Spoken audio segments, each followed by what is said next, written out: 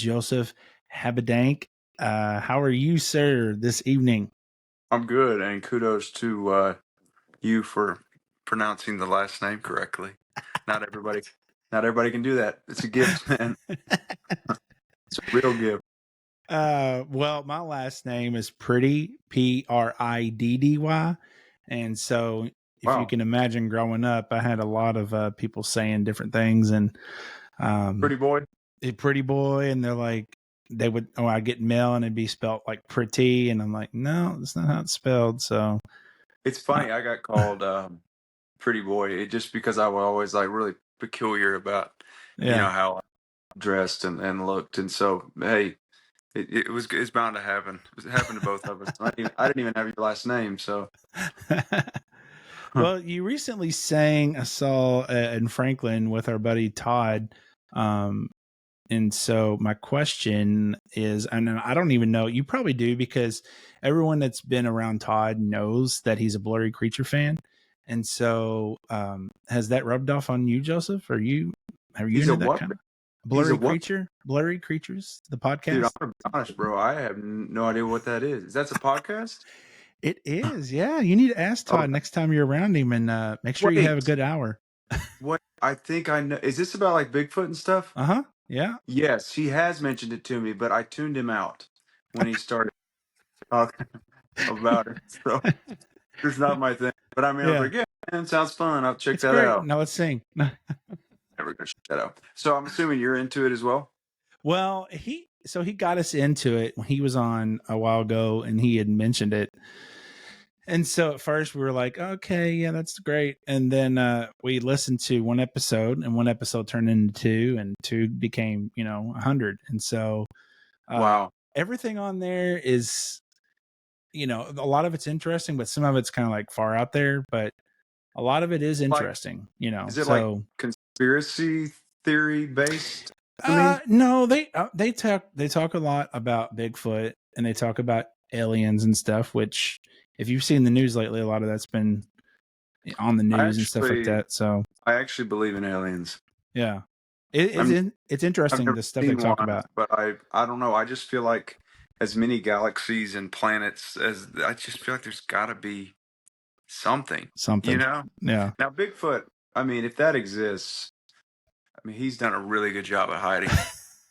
I mean, Well, their yeah. concept is there's multiple Bigfoots. Oh yeah, that would make sense. That would So, make, and then they talk about mermaids and stuff, which I'm like, but who knows? I mean, they say like less than hey, 10% of the ocean has been, explored. So it's like I'm there's going so to much out there. I'm going to Disney World next week, and I believe in mermaids, man. Yeah, you I do. better. At least one. At least one. That's right. That's right. No, four. 'Cause you got. I think there's three of them in Peter Pan, and there's one, of course, in Little Mermaid. Anyway, I don't know Yeah, what this has to do with Christian music, but man, I'm enjoying it. I'm really that's enjoying great. it. Yeah. Well, Joseph, you have a powerful story that leads to where you are now. Do you mind sharing with our viewers and listeners about what God has done for you over the years? Yeah. So I was a church kid and ended up kind of going crazy there in about the mid 2000s and got addicted to prescription drugs and pretty much lost everything and just kind of went and got some help. And I actually had an ulcer on my throat. And that's when I started taking painkillers for a legitimate reason and just got kind of hooked on them and lost my job and my career. And then I had a guy in Kingsport, Tennessee, asked me to come share my story to his church, really big church, and went there and it just kind of took off. I mean, I just started traveling around. I got a record deal and recorded a record and started sharing my music. And now we've kind of built my ministry on my sobriety and my recovery. And so I've been sober for it'll be 11 years, May 25th, My son's birthday. 2024. No way. Yeah, May That's 25th. awesome. Yeah. So cool. Yep, that's when I got clean. What year was he Wow. born? 2011. Okay, so that I got sober 2 years on his it would have been his second birthday, I guess. So yeah, it's been an amazing journey, man. Wow. And I do it every night. I share it every night on stage, and a lot of my music kind of revolves around that. Of course, I'll sing at Celebrate Recovery meetings and rehabs, and that's my favorite thing to do, honestly. I mean, if I could do a CR meeting or any sort of recovery event every night, I would do it. I mean, it's just kind of where my heart's Yeah. at. So Wow. it's a lot of fun, and it's those kind of people. They've been at the bottom, and Yeah. they worship different, kind of look at life different, Sure. and I'm just grateful to be a part of that community. Wow. Now your new album, Autobiography, which is out this Friday, a lot of that reflects from your testimony, correct?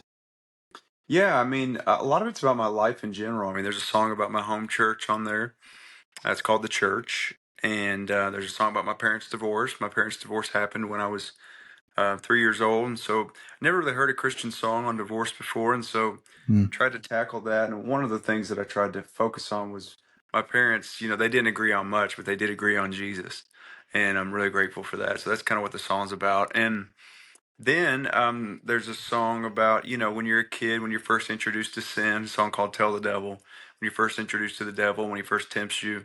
And then it takes you all the way to the end of the record, which is the basement, which is about recovery meetings and kind of where I'm at now and in my recovery from drug addiction. So, yeah, it's my story. I mean, it's my life. There was really no other, appropriate title than Yeah. autobiography because it is my story. So, and it's funny because I've been telling my story every night for 11 years on stage, and yet this kind of takes it a little bit deeper, one step further.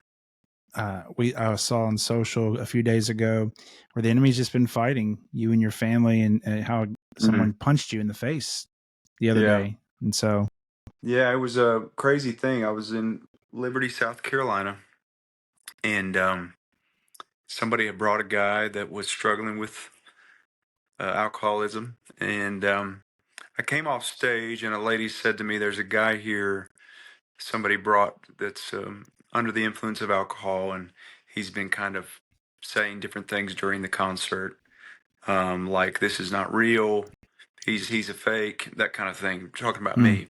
yeah. And I didn't really pay attention to it. I thought maybe he was just, under the influence, no big deal. Well, I go back to the merch table, and there's typically a line of people, and in this particular night, there was a line of people to talk to me. And I started hearing this guy, two or three people back, saying something about a Netflix special. And I thought, well, that's weird. And he said, yeah, this guy's a con artist. He'll have his own Netflix special before it's all over with about how he's a con artist. And I thought, man, how am I gonna handle this? First thing I thought was maybe he was mentally stable. At that point, I didn't really put two and two together that he was the guy that was under the influence of alcohol Mm, until he came up to talk to me, and you could smell it. And then I was like, okay, this is what we're dealing with. So I tried to be kind. First thing he said was, "You're a con man. You're a con artist, one of the two." And then he cussed at me. And all I could think to say was, "Well, I appreciate you being here tonight." I mean, I didn't know what else to say. I didn't want to like engage, that. And then he went to fist pump me, like a little fist pump. And when I went to mm, fist pump, he hit me right here and just jacked me in the jaw. And I kind of did this, and he walked off.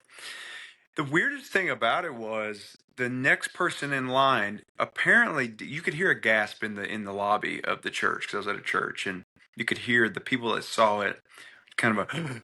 yeah. And I tried to ignore it because I didn't want to cause a scene. I didn't want people to be scared. I didn't want to give him, rile him up any more than he already was. So I just went on to the next person. I knew it. First thing I did was I've got fake teeth, so I checked my teeth to make sure they hadn't chipped, and they were fine. And I noticed my jaw. My jaw was bruised right here. It wasn't bad. I was fine. No mark or anything. A little red maybe, but the next person, though, in line didn't see it. And so it was kind of a good thing because I was able to go right back into thank you for coming. And they were kind of talking about the concert. And I was just able to love on them. And then I continued through the line. And I think there was one person towards the end of the line that had seen it and I kind of mentioned it. But yeah, man, it was that was one of the probably that's the strangest thing that's ever happened to me on the road. But Mm, since then I followed up with the pastor of that church to see how he's doing, and so I don't know his name, but I know I'm just asking people to pray for him because I'd love to see him get sober, and mm, somebody came up to me. They're like, "Don't worry, you'll never see him again." And I said, "You know what? I hope I do see him again. Yeah. I hope he comes and he's sober, and I don't. He doesn't need to apologize or make amends. What we do under the influence, is not really us anyway." And come to Right. find out, the saddest part about the story is the guy was sober and was running a recovery meeting at one time, Mm. and he relapsed after he got divorced. And I'm sure he was dealing with all the guilt and shame. I've been there, I know what that's like. So, that wasn't who he is, and I'm fine. But yeah, I mean, it was certainly felt like an attack because it came on the tail end of, we just bought a bus back in December, and it's Mm-hmm. been we prayed for it for years, and we haven't been able to keep it on the road. It's broke. It's a beautiful bus, brand new engine, and yet we haven't. It's like the devil is literally sidelining us on the highway Mm. every weekend. It's broke down 3 times in the last 7. It's been unbelievable, just one thing after another. And I think it's probably, I didn't really put two and two together. My wife, who's kind of runs our business or my ministry, is said to me, I feel like it's this record. I feel like this record is, the devil doesn't like it or something. And Yeah. hadn't really thought about that. And but yeah, he certainly has been on the prowl. He has been for the last 4 months. It's been an attack. But I feel like I'm reading I'm in the Word every day, just trying to combat that. My prayer life's gone to a new level because I'm constantly having to talk, to try to keep that at bay. Because there's almost like an oppression. I remember Mm. walking in my house. I'm here at home tonight. I remember walking in. Sorry, I've got a notification. I remember walking in my house one night and feeling it, like feeling this oppression, and I was like, Mm. started praying. I was like, this is not. He's not welcome here. Like, this Yeah. is, I'm a child of God. He's not welcome in my home, in my bus, at my concerts, in my engine, anywhere. Mm. He's not welcome. And Yeah. so, just happened to pray. A lot of my prayer and my reading and prayer life actually happens at the gym. I go to the gym for an hour every day, and I'll listen to my Bible and read along. And that kind of keeps me, because there's nothing else going on to distract me. And so, yeah, it's been a real struggle, and we would certainly appreciate your prayers. But I do feel like that we're kind of coming out of it, hopefully. And if not, we know God is faithful, and I also know this. I know there are so many other people going through worse things. We've got friends that are struggling with cancer and leukemia, and it could be a lot worse. So we're grateful, just grateful for what I get to do. But I've never felt an attack like this since my addiction. Mm. That's been almost 11 years. So it's been pretty crazy. Been a crazy season, but God is faithful. And um, Russ Taff told me yesterday, he called to check on me, and he said, you need to get off your tail and trust God, is what he told me. Yeah. And that's the kind of relationship we have. And Yeah. he's right. It sounded kind of like what, but he's right. My wife said one time, she's like, sometimes we live like we don't trust him. She said, I think we have to live like we trust him. I mean, that's so, yeah, I thought that was really profound. I don't know. There's so many times in my life when I just don't live like I trust him. Yeah. And I do, but I don't Right. often show that. Yeah. But God is good, and we're so pumped about this record. And I know God has big plans for it. Otherwise, there wouldn't be an attack like Exactly. this. I'm excited to see Exactly. what. And I love the album cover. Is that a 6-year-old Joseph or? Yeah, yeah. I'm pretty sure I'm 6. Oh, The okay. weird, the weirdest thing about that, I love that picture because I'm like, my mouth's open. I think I'm singing. The weirdest thing is I don't wear a cowboy hat. Um, I, I, I don't play any sort of instrument, which a lot of people don't know, but I don't play any instruments. And even the weirdest thing about it is I'm playing left-handed. I'm not left-handed. I'm right-handed. I have no idea what I'm doing in that picture, but I love every aspect of it. That's And great. there's a guy named Bert Sumner who designed it, and he's amazing. I mean, just did an amazing job, and kind of a legendary guy in the graphic design space. And so, big shout out to Bert. Yeah. Well, Joseph, this is a fan-based podcast, and so our fans, our listeners, will reach out to us when they know who we are having on. And we had a fan of yours, Rodney from Marietta, Georgia. He wants to know the story behind your song "Here He Comes." So, crazy story about Here He Comes. I was on a cruise ship probably 15 years ago, and it was a cruise ship where there was singing, but there was also preachers, speakers. And a good buddy of mine, Phil Hoskins, I don't know if you remember earlier in this podcast, I said there was a guy, the first guy that ever booked me to come sing and tell my story was Phil Hoskins. And he was preaching a message on called Jesus Passed By. And I kept hearing, like, here he comes. Like, these people are all like watching in the distance going, here he comes, here he comes, here he comes. And so I wrote the song from Bethlehem to all the way to the second coming. So it goes from Bethlehem to the temple. It goes to the crucifixion, the resurrection, and ultimately the second coming. And it's funny, if you look throughout Scripture, there's almost like this anticipation before he ever gets there. Whether he's going to heal somebody or obviously the resurrection, there's this anticipation like he's coming. And that's kind of where I got the inspiration. And it took me, that was 15 years ago, and I wrote it almost five, a little over, no, let's see, 2017. So it took me years after I got the idea to actually start it and write it. I wrote it with Tony Wood and Chris Cron. And but yeah, that's one of those songs where I got the idea years earlier, and I just didn't write it right away. I took a while, but I'm really glad I did, because now it's like it's my closer every night. You know, it's the song I close with every night. So yeah, it's a great question. Yeah. Well, with our first time guests, we like to do a thing just to get to know you a little more. It's called favorite things. And so, Joseph, I'm going to give you a word, and you just give me a favorite thing in that category. Sound good? Ooh, yeah, man. Is this rapid fire though? Yeah. Okay, I'll try. I was homeschooled, so my brain's not real good. What is your favorite food? Ooh, pizza. Pizza? What do you like on it? Anything or? So I'm just a all-American or all Italian, whatever. Pepperoni and extra cheese. Yep. Okay. Pepperoni. I actually I'm on a low carb diet. I found out I'm pre-diabetic, so I have to cut out carbs 'cause I don't eat sugar anyway. But the doctor told me I had to cut out carbs, so my wife made me a not a gluten-free, a keto tortilla with cheese and pepperoni. So I thought that was what I had. I had 2 of those for dinner, so that was my keto dinner tonight. Now, I don't know if have you ever heard of Blaze Pizza? I have. Do they have a keto crust? Yes. Oh, but you have to pay like $3 or $4 extra. Hey, hashtag worth it. It is good. It's good. It's like 4 or 5 carbs for the whole thing. So wow, yeah, it's not bad. That's crazy. We'll have to check that out. We've been before, but I didn't know. I haven't been since I've been keto, so yeah, I need to know that. Yeah. Do you have a favorite movie? Yeah, Forrest Gump has been my favorite movie since I was a kid. I think the thing I love about it is the story. Because it kind of goes through his whole life. But another thing I really love about it is it kind of has everything. It has comedy, action, drama, war. It's got shrimp. Shrimp. Yep, that comedy. It's got romance with GMA. It's got it all, man. It's just, and the soundtrack is like classic 70s rock, just every great song, in your 70s. Tell your dog I said hey, by the way. Isn't it too? I mean, he runs and runs and runs. Yeah, running. But tell you what, there's another one I love from when I was a kid. Do you remember That Thing You Do?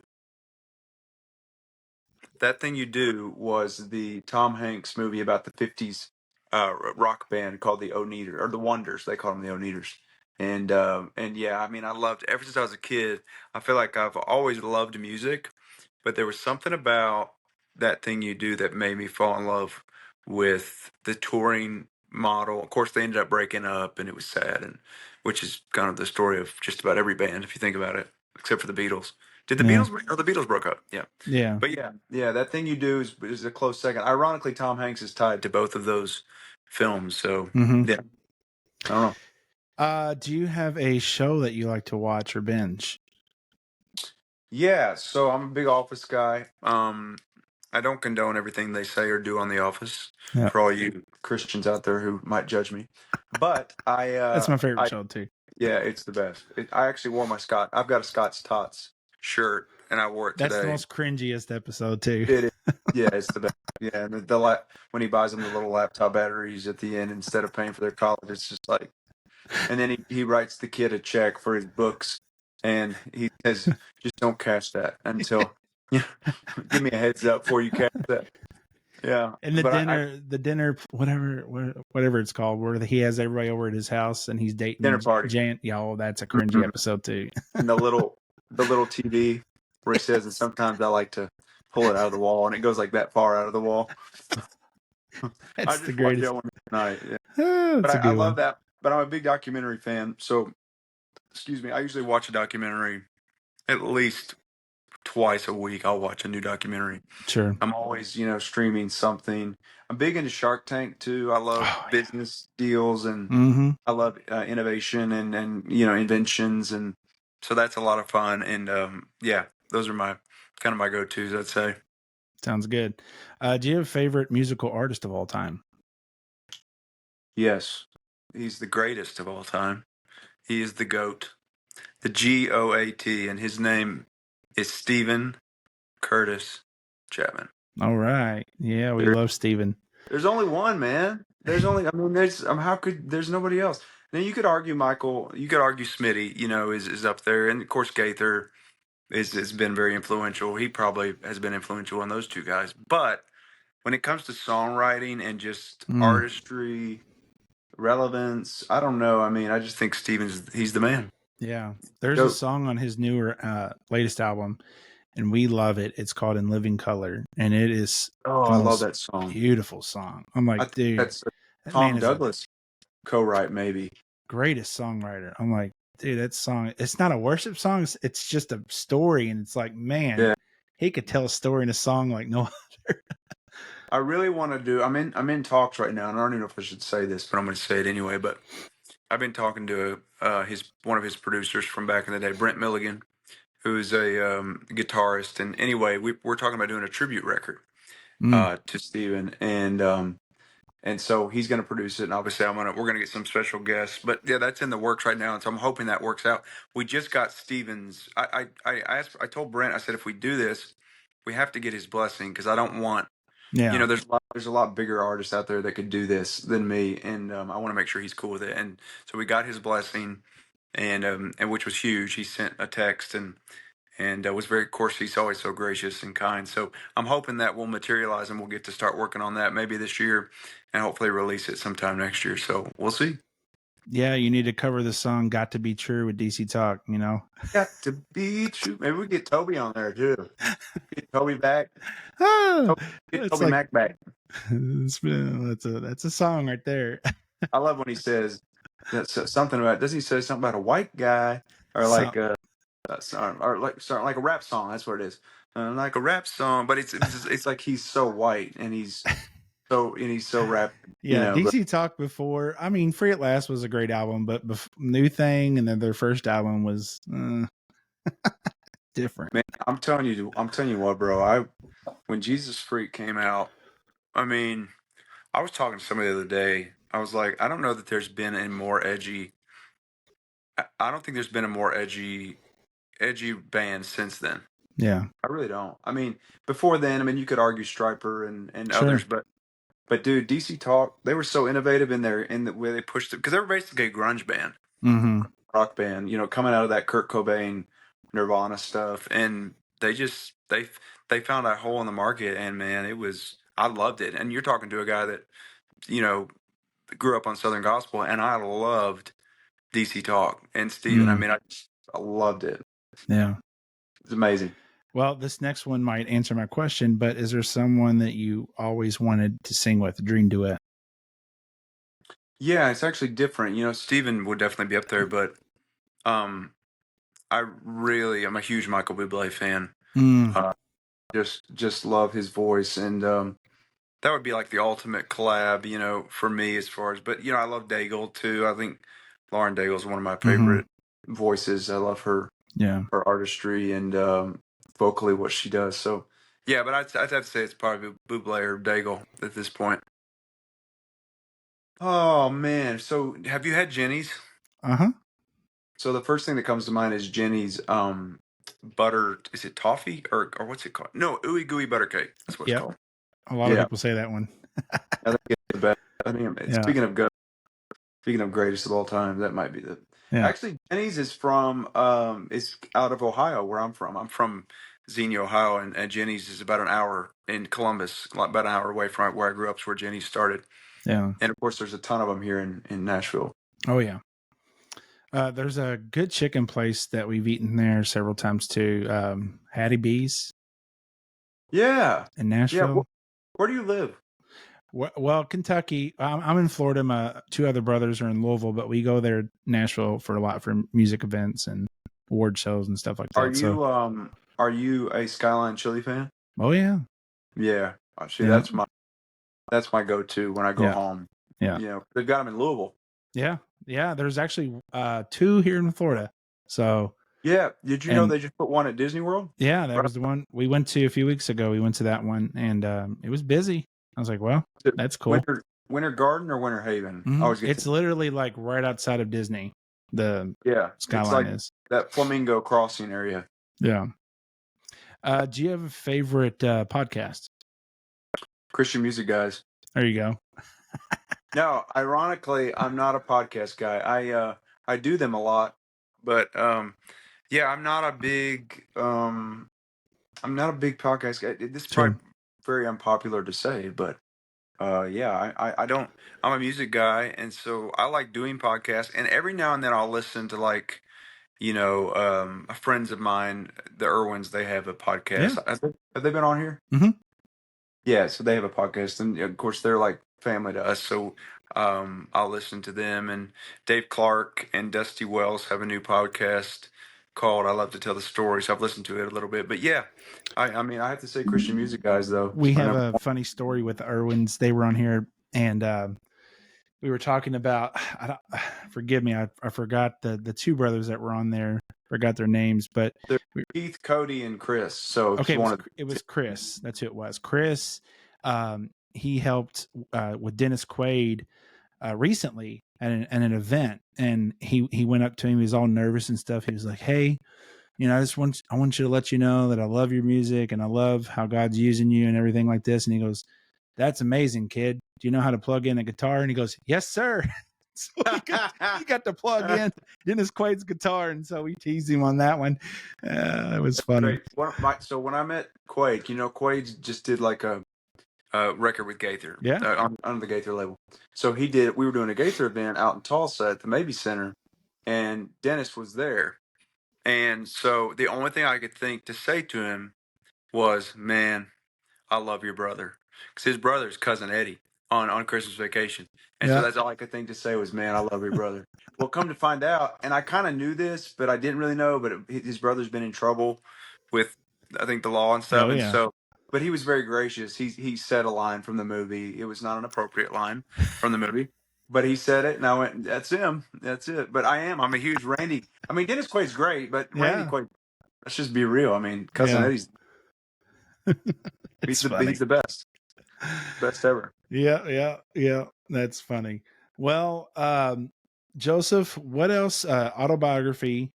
This release is actually on Friday, so it'll be out today. What else is next for you, and how can our listeners keep up with you?